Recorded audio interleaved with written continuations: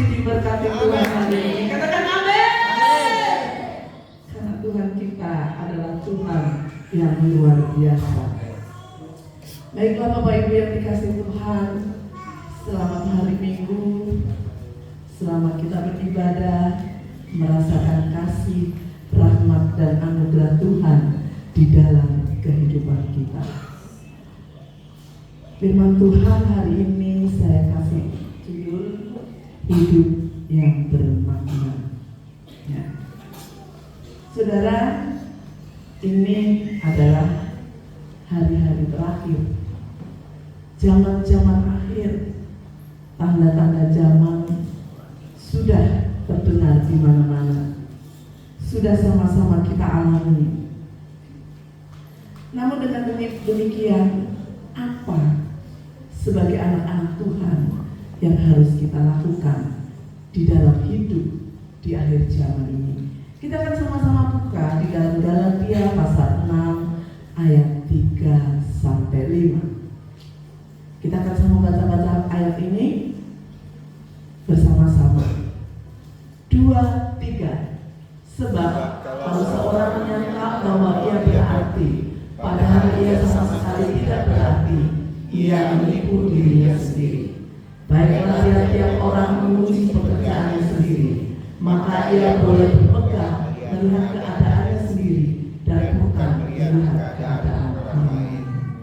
Saudara, hidup di akhir zaman, saatnya kita harus mulai mengubah pola pikir kita.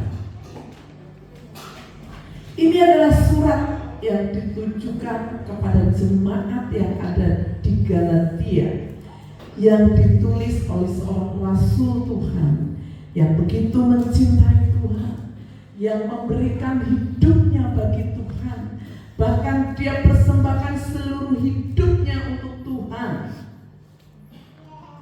Walaupun aniaya datang di dalam kehidupannya, masalah, persoalan dia alami di sepanjang perjalanan pelayanannya, tetapi itu tidak pernah mengurangi cintanya kepada Tuhan. Itu tidak pernah mengurangi kasihnya kepada Tuhan. Dan dia memberikan surat di 2 ayat, yang salah satu ayat-ayat yang begitu banyak kepada jemaatnya yang ada di Galatia. Sebab kalau seorang menyangka bahwa ia berarti, padahal ia sama sekali tidak berarti, ia menipu dirinya sendiri. Baiklah tiap-tiap orang menguji pekerjaannya sendiri, maka ia boleh bermegah melihat keadaannya sendiri dan bukan melihat keadaan orang lain. Artinya dia mengajak jemaat yang ada di Galatia di dalam kehidupannya untuk selalu mawas diri, memperhatikan kehidupannya, perkembangan hidupnya, pertumbuhan rohaninya.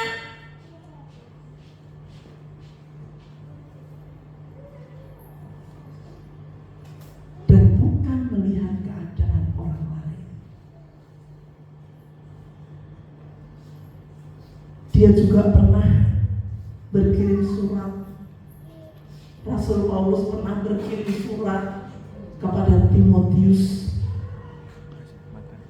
Dia berkata, awasilah dirimu sendiri dan awasilah ajaranmu. Ternyata hidup mawas diri itu baik.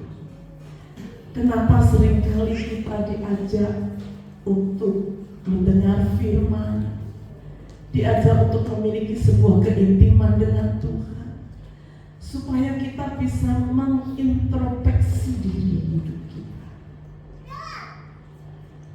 Setiap hari kita merenungkan firman, tidak hanya firman secara logos, tidak hanya firman secara tertulis, tetapi firman yang datang melalui hati nurani kita untuk mengingatkan kepada kita, melihat keadaan kita, apakah kita hari ini sudah melakukan yang benar sesuai dengan rancangan Tuhan.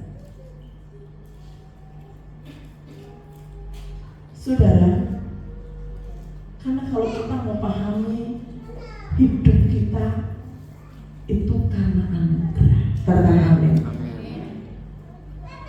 Hidup kita itu karena anugerah. Keselamatan yang kita terima dari Tuhan Yesus itu karena anugerah. Firman Tuhan katakan bukan karena hasil usahamu, tetapi itu karena pemberian Allah. Jangan ada yang memegahkan diri. Kita diselamatkan karena kasih-Nya yang begitu besar. Dia rela mati di atas kayu salib dan mencurahkan darah-Nya bagi kita, supaya setiap tetes darah Yesus menyucikan hidup kita. Saudaraku yang dikasihi Tuhan, kita hidup karena anugerah. Kita hidup, kita diselamatkan karena kasih karunia. Dan kita diselamatkan itu ada tujuan Tuhan. Kita hidup bukan karena kebetulan, tapi ada tujuan Tuhan. Katakan amin.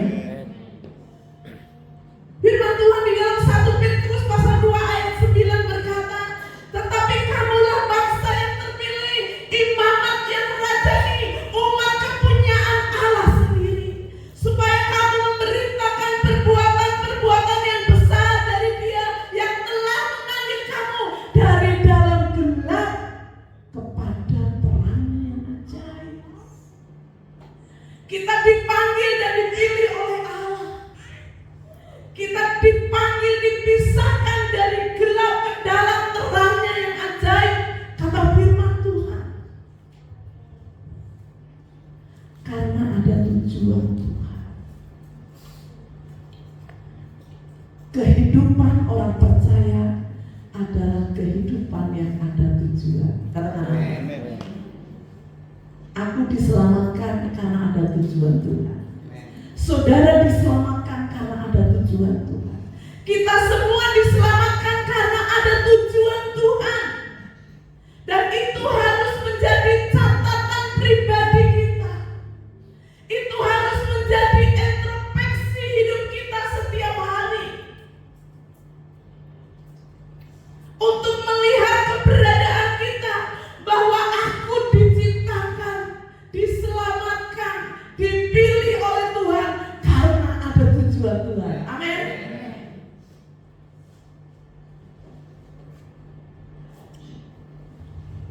Karena sejak semula Tuhan memiliki rencana yang agung di dalam kehidupan setiap kita. Di dalam Yeremia 29 ayat 11 berkata, sebab aku ini mengetahui rancangan-rancangan apa yang ada padaku mengenai kamu. Demikianlah firman Tuhan, yaitu rancangan damai sejahtera dan bukan rancangan kecelakaan, untuk memberikan kepadamu hari depan yang penuh. Itu tujuan Tuhan. Itu rancangan Tuhan buat anak-anak Tuhan.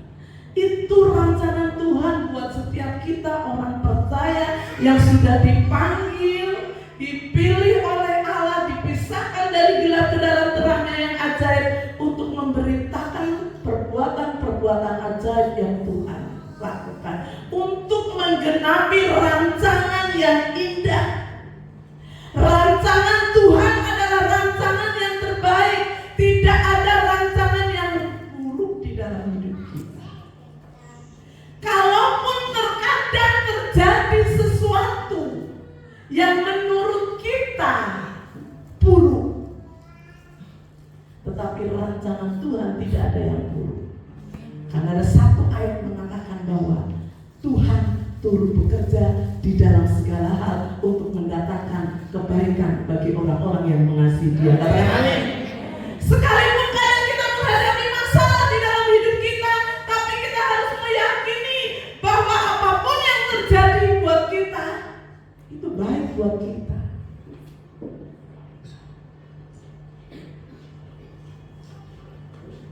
Ada pelajaran terindah dalam setiap kejadian yang kita alami. Katakan amin.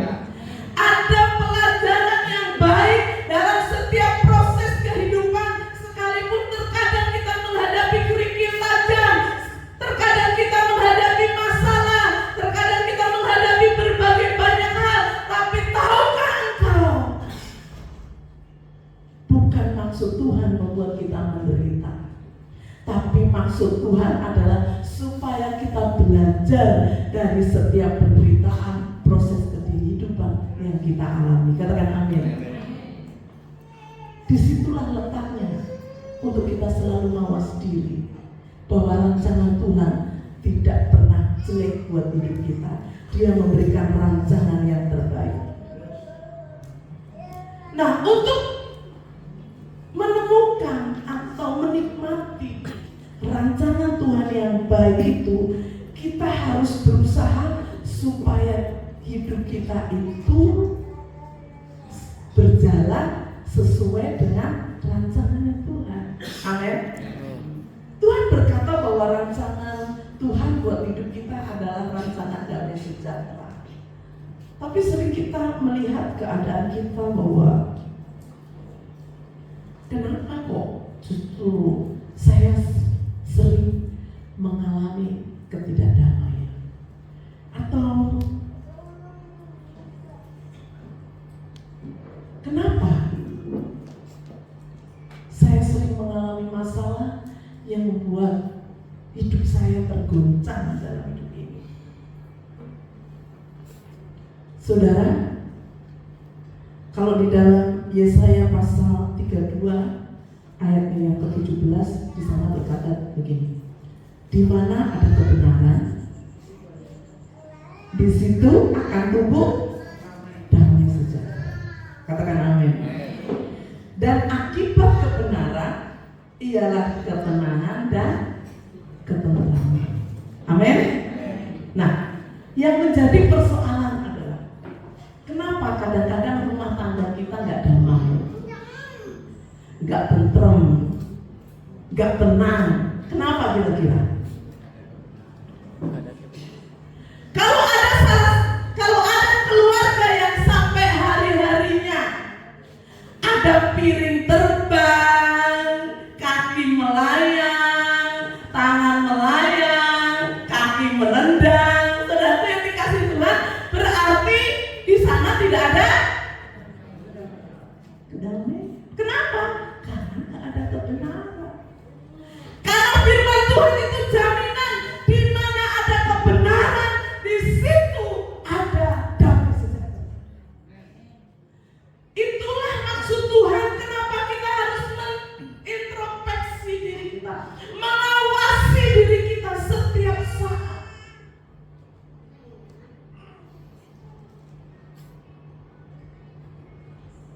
Kenapa keluarga tidak mengalami damai sejahtera?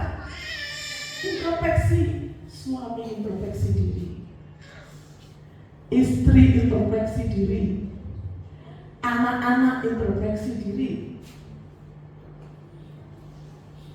Bukan suami suruh istri introspeksi, istri suruh suami introspeksi, anak-anak introspeksi suruh ayah ibunya introspeksi. Oh enggak ada di sini.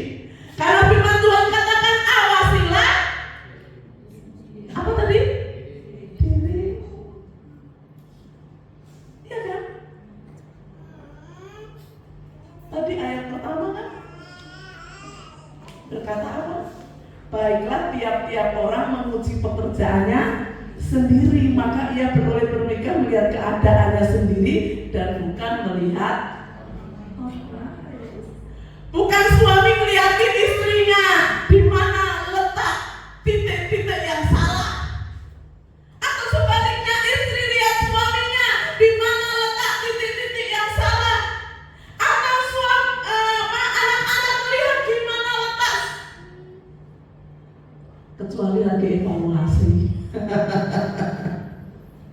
Evaluasi keluarga dikumpulin, nanti anaknya bilang apa yang papa sama mama nggak suka dari aku, atau apa yang papa nggak suka dari mama, atau apa yang mama nggak suka dari papa.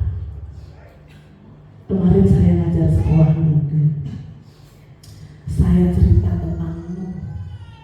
Saya katakan kepada anak-anak bahwa Tuhan itu sedih, kecewa, bahkan sampai menyesal menciptakan manusia karena manusia telah berbuat jahat di mata Tuhan. Saya katakan sama kalau anak-anaknya juga berbuat nakal. Terus saya tanya sama anaknya Mas Rian yang namanya Naya. Saya katakan, Naya, apa yang paling membuat mama bahagia?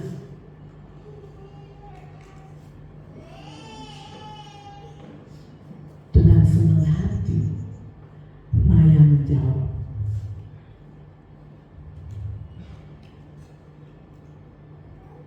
kalau Naya rajin belajar.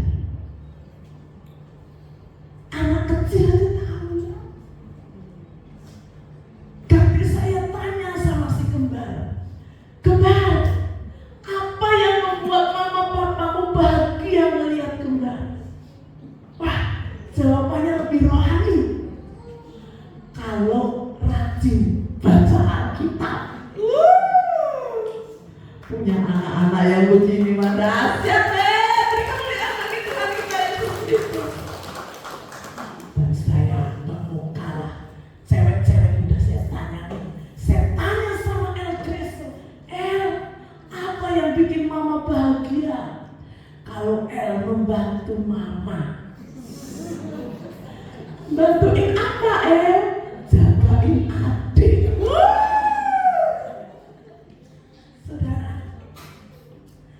Kecil aja tahu hal apa yang membuat mamanya bahagia, hal apa yang membuat mama papanya bahagia. Saya percaya jemaat Breakthrough sangat mengerti apa yang membuat hati Bapa bahagia kepada kita. Amin. Haleluya. Tujuan Tuhan itu dahsyat dalam hidup kita, saudaraku. Sebab itu Tuhan akan bahagia, Tuhan akan sangat gembira memiliki anak-anak tebusannya yang benar-benar paham apa yang menjadi rancangan Tuhan buat hidup. Kekasih-kekasih Tuhan, rancangan Tuhan buat hidup kita adalah rancangan damai sejahtera dan bukan rancangan keselamatan. Dan Tuhan mau kita menjalani kehidupan ini menurut rancangan Tuhan, bukan rancangan kita. Menurut rancangannya Tuhan, melakukan kehendaknya seperti anak-anak yang saya tanya tadi.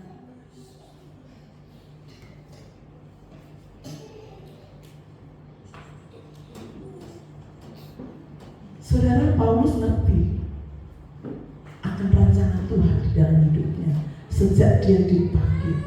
Paulus adalah, sebelum Paulus namanya Saulus, dia adalah seorang yang kerjaannya jahat di mata Tuhan, membunuh, menyiksa orang-orang percaya. Tetapi ketika dia mengalami perjumpaan pribadi dengan Tuhan, ketika di dalam sebuah perjalanan sinar, dia jatuh dan matanya menjadi buta.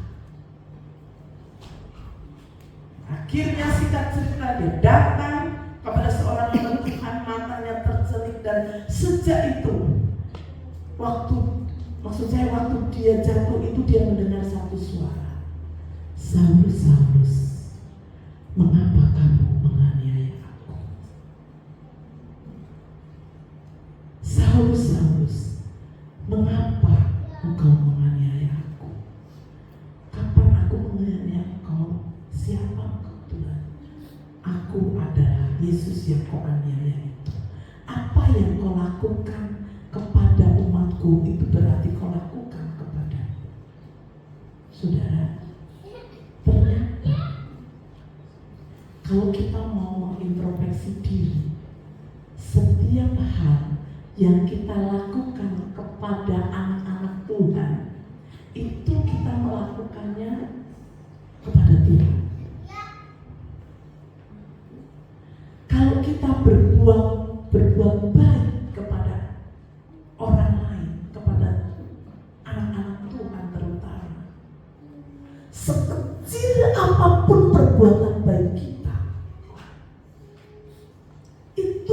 bukan sekedar kita lakukan buat orang tersebut, tetapi kita lakukan untuk Tuhan. Makanya di dalam Kolose pasal 3 sering kita baca bahwa apapun yang kita lakukan bukan semata-mata untuk manusia, tetapi untuk Tuhan.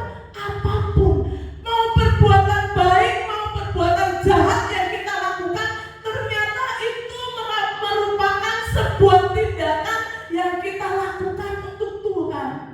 Kalau kita bisa mengintrospeksi diri sedemikian rupa, maka kita akan menjadi orang yang seperti firman Tuhan di dalam Yosua bahwa kita harus bertindak hati-hati.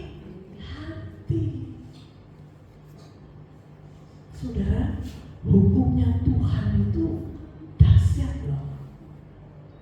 Sadar atau tidak sadar, yang kita kerjakan sehari-hari, apapun itu bentuknya, ternyata itu kita lakukan untuk Tuhan.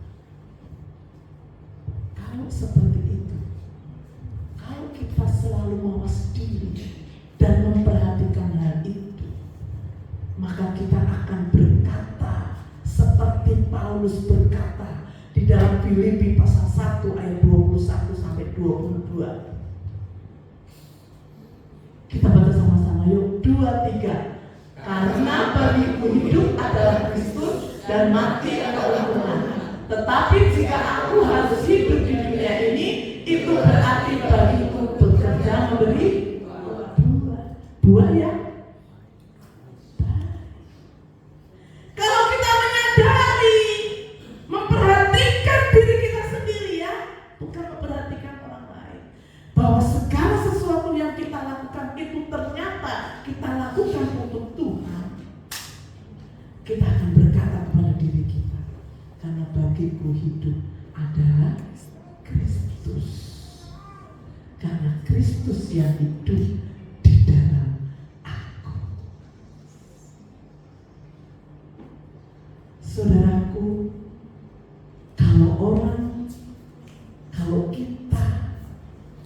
kalau kita semua termasuk saya bisa berkata, karena bagiku hidup adalah Kristus, maka hidup kita adalah hidup yang bermakna. Katakan amin.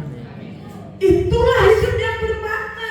Hidup adalah Kristus.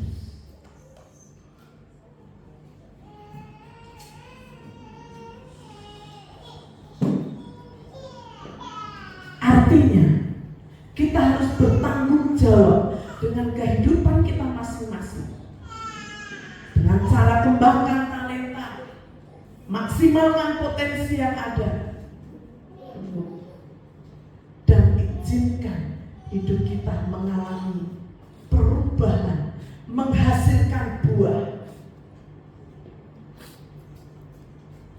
Setiap potensi dan talenta yang Tuhan kasih kepada kita, persembahkan itu kepada Tuhan sebagai buah kehidupan. Amin.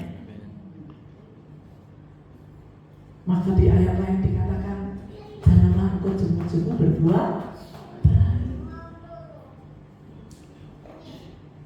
Karena setiap perbuatan kita itu merupakan persembahan kita kepada Tuhan. Saudaraku,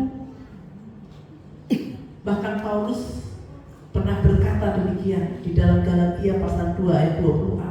Namun aku hidup, tetapi bukan aku lagi. Namun aku hidup, tetapi bukan lagi aku sendiri yang hidup, melainkan Kristus yang hidup di dalam aku. Saudara, kalau saya renung-renungkan, sebenarnya hidup itu simpel kalau kita mau taat. Ya, hidup itu simpel kalau kita mau taat. Saudara yang dikasih Tuhan, perancangan Tuhan yang adalah rancangan damai sejahtera akan terjadi atas hidup kita. Hidup kita akan menjadi bermakna ketika kita selalu merenungkan firman Tuhan, ketika kita selalu mawas diri, ketika kita selalu introspeksi diri. Adakah hari-hari ini aku sudah lakukan yang terbaik di dalam hidupku? Dimulai dari untuk diri sendiri dulu, untuk hidupku, ke komunitas terkecil, untuk pasangan hidupku, untuk anak-anakku, untuk keluargaku, berkomunitas terdekat kita, untuk komunitasku. Simple. Apa yang membuat kita seringkali mengalami masalah-masalah yang terpuruk di dalam hidup kita? Karena kita nggak punya tujuan hidup. Karena kita nggak tahu tujuan Tuhan memanggil kita, memilih kita, memisahkan kita dari gelap kepada terangnya yang ajaib. Tetapi kalau setiap kita mengerti tujuan Tuhan, maka janji Tuhan yang ketika dia mau naik ke surga, dia katakan, damai sejahtera aku berikan kepadamu, damai sejahtera aku tinggalkan kepadamu, dan apa yang aku berikan kepadamu tidak seperti dunia berikan.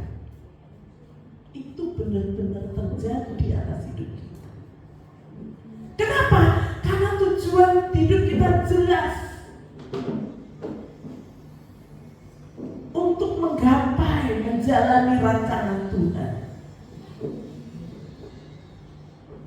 Dan kebenaran akan menjadi landasan hidup kita.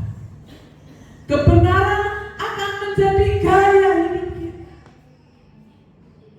Kalau kebenaran menjadi gaya hidup seorang suami, maka istri dan anak-anaknya akan merasakan.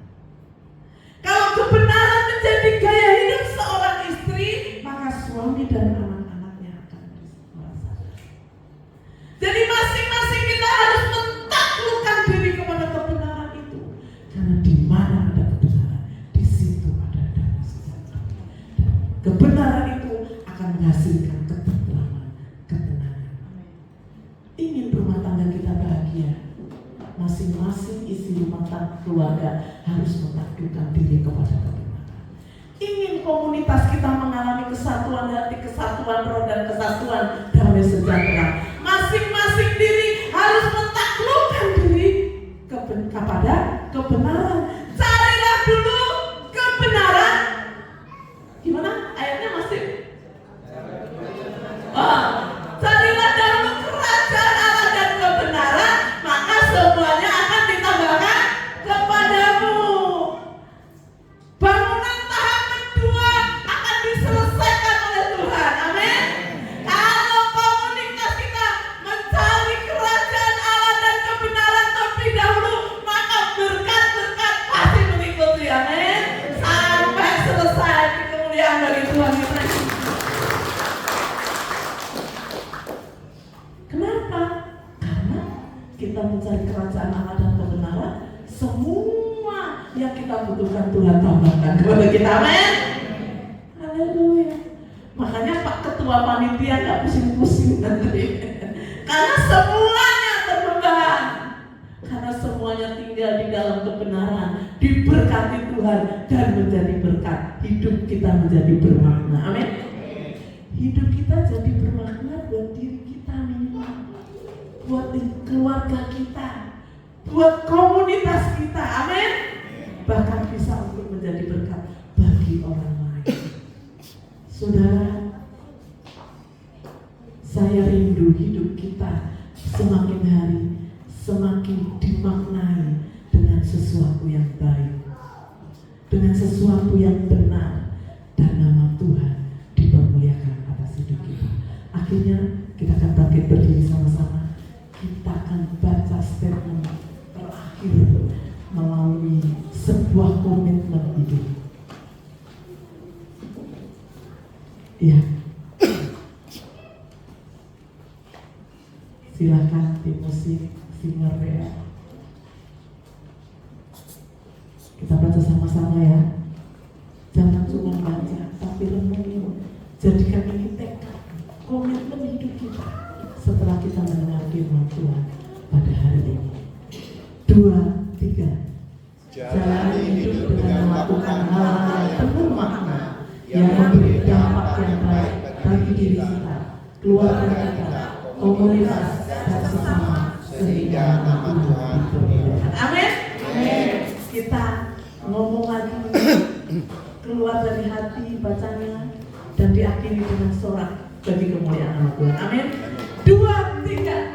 Jalani hidup dengan melakukan hal-hal yang penuh makna, yang memberi dampak yang baik bagi diri kita, keluarga kita, komunitas, dan sesama, sehingga nama Tuhan dimuliakan.